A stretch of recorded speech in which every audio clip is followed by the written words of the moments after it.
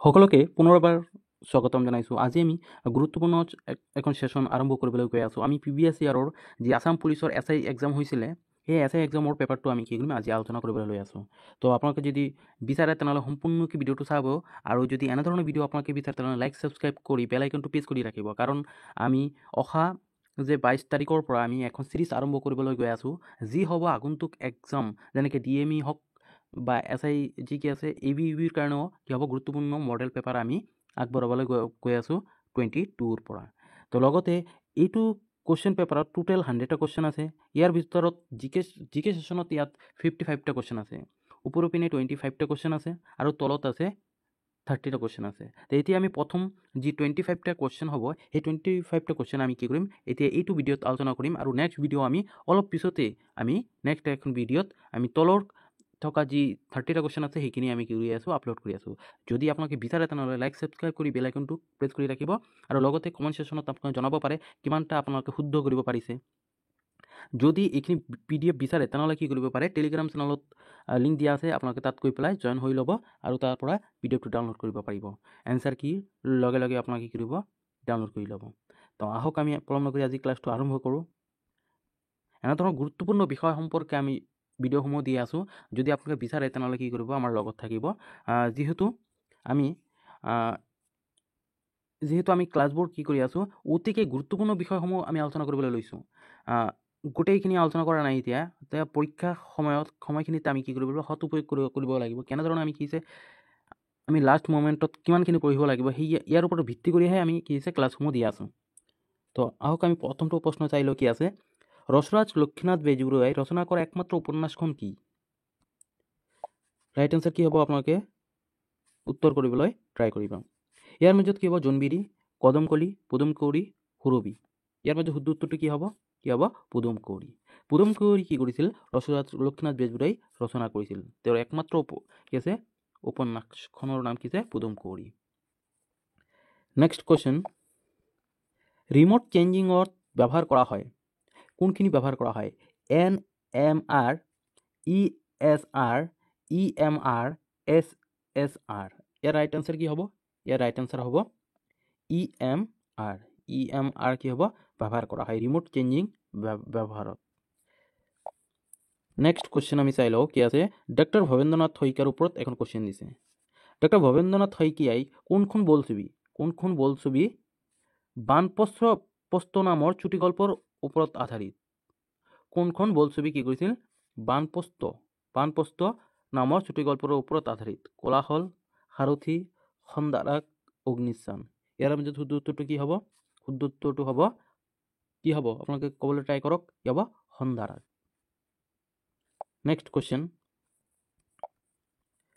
Nobel gas প্ৰথমে কোনে আৱিষ্কাৰ কৰিছিল? নোবেল গেছ প্ৰথমে কোনে আৱিষ্কাৰ কৰিছিল? Niels Bohr, Neil Armstrong, Neil Bartlett, William Ramsay. Right answer কি হ'ব? Right answer is D. কি হ'ব উইলিয়াম ৰামছে। নেক্সট কুৱেশ্যন, স্বাধীন ভাৰতৰ প্ৰথমগৰাকী মুখ্য নিৰ্বাচনী আয়ুক্ত হৈছে? স্বাধীন ভাৰতৰ প্ৰথমগৰাকী মুখ্য নিৰ্বাচনী আয়ুক্ত হৈছে? ৰাইট এনচাৰ ইজ কি হ'ব? ৰাইট এনচাৰ ইজ সকলোৱে জানে কি হ'ব সুকুমাৰ সেন। যিহেতু এইটো কি হয় মষ্ট ইম্পৰ্টেণ্ট কুৱেশ্যন হয়। অসমৰ পৰা কোনজন প্ৰথমবাৰৰ কি আছে মুখ্য আয়ুক্ত হিচাপে নিৰ্বাচিত হৈছে, সেইখিনি আপোনালোকে কি কৰিব জানি থ'ব। নেক্সট কুৱেশ্যন, ভাৰতীয় অলিম্পিক সংস্থাৰ প্ৰথমগৰাকী মহিলা সভাপতি হ'ল? ভাৰতীয় অলিম্পিক সংস্থাৰ প্ৰথমগৰাকী মহিলা সভাপতি হ'ল Karnam Malleswari, Anju Bobby George, MD Valsamma, PT Usha. Right answer is PT Usha.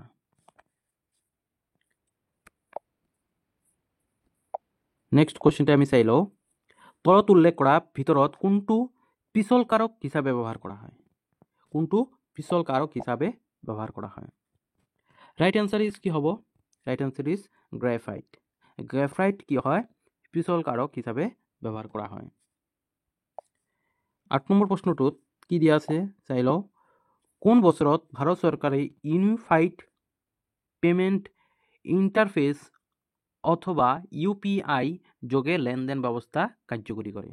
এতিয়াৰ পৰা কি হৈছে UPI যোগে লেনদেনৰ ব্যৱস্থা আৰম্ভ কৰিছিল ভাৰতবৰ্ষত 2015, 2016, 2017, 2018 এইখিনি আপোনালোকে পে'মেণ্ট কৰে, কিন্তু আপোনালোকে জানেনে কিমান বছৰৰ পৰা কি হৈছে সেইখিনি আৰম্ভ হৈছিলে? এইটো জনাটো আমাৰ প্ৰয়োজনীয়তা আছে। কি হ'ব 2016 পৰা কি হৈছে এইখিনি কাৰ্যকৰী ৰূপ পাইছিল। পৰৱৰ্তী প্ৰশ্নটো আমি চাই লওঁ। স্বৰ্গদেউ চুলিকফা স্বৰ্গদেউ ৰত্নধ্বজ সিং কোনটো নামেৰে জনাজাত আছিল? স্বৰ্গদেউ চুলিকফা যাক স্বৰ্গদেউ ৰত্নধ্বজ সিং বুলি জনাজাত, সেইজন ব্যক্তি কোনটো নামেৰে জনাজাত আছিল? বেলেগ এটা নাম। এই বেলেগ এটা নাম কি হ'ব ইয়াৰ ভিতৰত? ৰাইট আনসাৰ ইজ লৰা ৰজা। কি হ'ব? লৰা ৰজা। পৰৱৰ্তী প্ৰশ্নটো আমি চাই লওঁ। অসমৰ প্ৰথমগৰাকী অলিম্পিক বঁটা বিজয়ী হৈছে? মোষ্ট ইম্পৰ্টেণ্ট কুৱেশ্যন হয়, এনেধৰণৰ প্ৰশ্নই কি হয় পৰীক্ষাত দিবলৈ দেখা যায়। ইয়াৰ ভিতৰত কি হ'ব? ভোগেশ্বৰ বৰুৱা, মনালিছা মেহতা, হিমা দাস, লাভলীনা বুঢ়াগোহাঁই। তো সকলো নাম আমি কি হৈছে পৰিচিত। ইয়াৰ ভিতৰত আমাৰ কি কৰিব লাগিব? শুদ্ধটো আমাৰ এনচাৰ কৰিব লাগিব। ইয়াৰ মাজত শুদ্ধটো কি হ'ব? লাভলীনা বুঢ়াগোহাঁই। কি হ'ব? লাভলীনা বুঢ়াগোহাঁই ইজ দ্য কি হ'ব right answer is. Next question, আলোকবৰ্ষ কিহৰ একক? আলোকবৰ্ষ কিহৰ একক? আমি সৰু ক্লাছত 6ত আমি এইখিনি কি পাইছোঁ কুৱেশ্যন আছে। আমি যেতিয়া সেৱা আৰু NCERT কিতাপৰ পৰা আমি যিমান কুৱেশ্যন হয় সেইখিনি আমি কি হৈছে চিৰিজৰ নিচিনা এইটো ইউটিউব চেনেলত আপোনালোকে ফ্ৰীকৈ পাব, আৰু লগতে এই কুৱেশ্যনসমূহ আপোনালোকে PDF আকাৰত টেলিগ্ৰাম চেনেলত পাই যাব।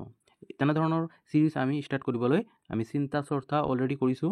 আমি আগন্তুক সময়ত আমি কি কৰিম এনেধৰণৰ চিৰিজ ক্লাছ 6 to 8 আৰু 6 to 12 নাইবা NCERT আৰু সেৱা কিতাপৰ যিমান চেপ্টাৰ আছে সেই চেপ্টাৰবোৰ আমি কনচেপ্ট ৱাইজ বুজাই দিয়াৰ লগতে কি কৰিম সেইসমূহৰ MCQ যিমান হ'ব সেইখিনি আমি দিবলৈ ট্ৰাই কৰিম, যাতে কি হ'ব আপোনালোকে সহজতে সেইখিনি কি কৰিব পাৰে প্ৰিপাৰেশ্যন কৰিব পাৰে।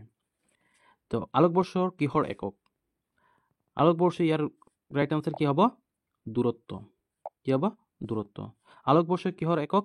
দূৰত্ব। এতিয়া এনেধৰণৰ কুৱেশ্যন আহিব পাৰে, সূৰ্যৰ পৰা পৃথিৱীলৈ কিমান সময়ত কি কৰে পোহৰ আহি পায়? কি হ'ব ইয়াৰ শুদ্ধটোৰ? কি হ'ব? 8 মিনিট সময়ৰ প্ৰয়োজন হয়। নেক্সট কুৱেশ্যন চাই লওঁ কি আছে ইয়াতে। ব্ৰহ্মপুত্ৰ বৃহত্তম উপনৈ কোনটো? ব্ৰহ্মপুত্ৰৰ বৃহত্তম উপনৈ কোনটো? বৰনদী, দিখৌ, ধনশিৰি, সোৱণশিৰি। ইয়াৰ ৰাইট আনসাৰ কি হ'ব? ইয়াৰ ৰাইট আনসাৰ ইজ কি হ'ব? সোৱণশিৰি। সোৱণশিৰি কি হৈছে আটাইতকৈ বৃহত্তম উপনৈ হয় কিহৰ? ব্ৰহ্মপুত্ৰ নদীৰ। নেক্সট কুৱেশ্যন, কোনটো অনুষ্ঠানে লক্ষ্মীনাথ বেজবৰুৱাক অন্যান্য উপাধি ৰসৰাজ প্ৰদান কৰিছিল? মানে ৰসৰাজ উপাধি প্ৰদান কৰা হৈছিল কোনটো অনুষ্ঠানে? সেইখিনি কি কৰিছিল? প্ৰদান কৰিছিল। মোষ্ট ইম্পৰ্টেণ্ট কুৱেশ্যন হয়, এইটো কেইবাবাৰো কি হৈছে অসমৰ এক্সামসমূহত সুধিছে। ইয়াৰ ৰাইট আনসাৰ কি হ'ব? শিৱসাগৰ অনুষ্ঠিত অসম সাহিত্য সভাত কি হৈছিল এনেধৰণৰ ৰসৰাজ উপাধি কি হৈছিল লক্ষ্মীনাথ বেজবৰুৱাক দিয়া হৈছিল। নেক্সট কুৱেশ্যন, চিপকো আন্দোলন কিহৰ সুৰক্ষাৰ বাবে আৰম্ভ কৰা হৈছিল? চিপকো আন্দোলন কথাটো কি হয় আন্দোলনটোৰ লগতে কি হৈছে নামখিনি সাঙুৰি আছে। তো সেইটো কি হ'ব ৰাইট আনসাৰ? কি হ'ব? গাঁথনি, জলাশয়, বননি, পশুধন। কি হ'ব? কি হ'ব? ৰাইট আনসাৰ ইজ বননি। বনৰ যি গছ গছনি আছিলে সেই গছ গছনি কি আছিলে একোজন ব্যক্তি কি হৈছিল সাৱটি ধৰিছিল, আৰু সেইটো কাৰণে কি হয় পিছত এইটো আন্দোলন কি নাম দিয়া হৈছিল? চিপকো আন্দোলন নাম দিয়া হৈছিল। নেক্সট, অসমৰ ভ্ৰাম্যমাণ থিয়েটাৰৰ জনক কোন আছিল? অসমৰ ভ্ৰাম্যমাণ থিয়েটাৰৰ জনক কোন আছিল? সদানন্দ লহকৰ, ৰতন লহকৰ, অচ্যুত লহকৰ, সতীনাথ লহকৰ। এইটো কি হৈছে অলৰেডি কুৱেশ্যন আহিছে, যোৱা কিবা এটা এক্সামত কি হৈছে সেইখিনি সুধিছিলে। 2024ত সুধি থকা এখন প্ৰশ্ন হয়। ইয়াৰ ৰাইট আনসাৰ কি হ'ব? অচ্যুত লহকৰ। কি হ'ব? চি নম্বৰটো হ'ব। অচ্যুত লহকৰ কি হয় অসমৰ ভ্ৰাম্যমাণ থিয়েটাৰৰ জনক হয়। নেক্সট কুৱেশ্যন আমি চাই লওঁ কি আছে। সৌৰজগতৰ সেউজ গ্ৰহ হৈছে কোনটো হয়? সৌৰজগতৰ সেউজ গ্ৰহ বুলি কোনটো কোৱা হয়? ৰঙা গ্ৰহ বুলি কোনটো কোৱা হয়? এনেধৰণে কি কৰিব কুৱেশ্যন দি দিব পাৰে। কোনটো ওচৰত হয়, কোনটো কি হয় একেবাৰে দূৰত আছে, কোনটো আটাইতকৈ ডাঙৰ হয়, এনে ধৰণৰ প্ৰশ্ন কি কৰিব লাগিব আমাৰ জানিব লাগিব। আমি এটা সৌৰজগতৰ ওপৰত গোটেইখিনি যিমান কুৱেশ্যন হ'ব সেই গোটেই কুৱেশ্যন লৈ পেলাই আমি কি কৰিম এখন ছেপাৰেট এখন ভিডিঅ' বনাই দিম। ইয়াৰ পৰা এটা কুৱেশ্যন অলৰেডি আহে, তো ইয়াৰ ৰাইট আনচাৰ কি হ'ব? মংগল, ইউৰেনাছ, শুক্ৰ, পৃথিৱী। ৰাইট আনচাৰ ইজ কি হ'ব? এই নহয়, কি হ'ব? ইউৰেনাছ। ইউৰেনাছ কি হ'ব? সৌৰজগতৰ সেউজ গ্ৰহ। নেক্সট মংগলটো কি হ'ব? ইয়াৰ মংগলটো হ'ব কি ৰঙা গ্ৰহ বুলি কোৱা হয়, আৰু শুক্ৰ কি হয়? যমজ গ্ৰহ বুলি কোৱা হয়, আৰু পৃথিৱীত আমি আছোঁ যি কি হয় সৌৰজগতৰ পৰা 3 নম্বৰ স্থানত অৱস্থান কৰি আছে। সূৰ্য, পৃথিৱী আৰু কি আছে শুক্ৰক কি আছে যমজ গ্ৰহ বুলি কোৱা হয়। কি গ্ৰহ বুলি কোৱা হয়? যমজ গ্ৰহ। নেক্সট কুৱেশ্যন, গুৱাহাটীত অনুষ্ঠিত হোৱা 33তম ৰাষ্ট্ৰীয় খেল প্ৰতিযোগিতাৰ শুভাৰম্ভক আছিল কোন আছিল? ইয়াৰ উত্তৰটো কি হ'ব? তিখৰ, ৰংমন, ৰংগিলি, বৰদচিলা। ৰাইট আনচাৰ ইজ কি হ'ব? ৰাইট আনচাৰ ইজ ৰংমন। কি হ'ব? ৰংমন। নেক্সট, ৰেশম শিল্পত প্ৰাসংগিক গছ হৈছে। ৰেশম শিল্পত প্ৰাসংগিক গছ হৈছে কোনখিনি গছ কি হয় প্ৰাসংগিক হয়? সোণাৰু, মৰাপাট, মটৰ আৰু নুনি। ইয়াৰ মাজত উত্তৰটো কি হ'ব? Right answer is D. কি হ'ব? নুনি। কি হ'ব? নুনি। নেক্সট কুৱেশ্যন, লাচিত দিৱস কেতিয়া পালন কৰা হয়? সতী সাধিনী দিৱস কেতিয়া পালন কৰা হয়? এনেধৰণৰ প্ৰশ্ন কি হয় আহি থাকে। এটা দিৱসৰ সম্পৰ্কে কি দিয়ে সুধি দিয়ে, বা নাইবা কাৰোবাৰ ছদ্মনাম কি আছিল, এনেধৰণৰ কুৱেশ্যনো দেখা পোৱা যায়। ইয়াৰ শুদ্ধ উত্তৰটো কি হ'ব? লাচিত দিৱস কেতিয়া পালন কৰা হয়? কি হ'ব?